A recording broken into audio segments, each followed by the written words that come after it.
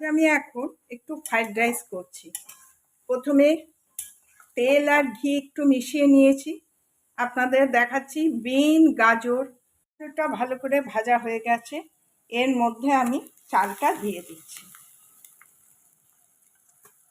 আমি গোবিন্দভোগ চাল নিয়েছি। চালটা বিন গাজরের সঙ্গে ভালো করে মিশে গেছে।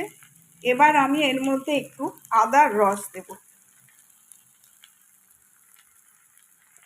মধ্যে আমি 6 চা চামচ একটু চিনি মিশিয়ে নিলাম, দিয়ে ভালো করে মিশিয়ে নেব। কুকারের কন্টেনারে চালটা যেটা একটু ঘি আর তেল মিশিয়ে ভেজে নিলাম সেইটা আমি ঢেলে দিয়েছি। দিয়ে এবার কড়াটা গ্যাসে বসে এবার রাইস কুকারের ঢাকাটা দিয়ে দিলাম, দিয়ে ফ্রিজটা অন করে দিই।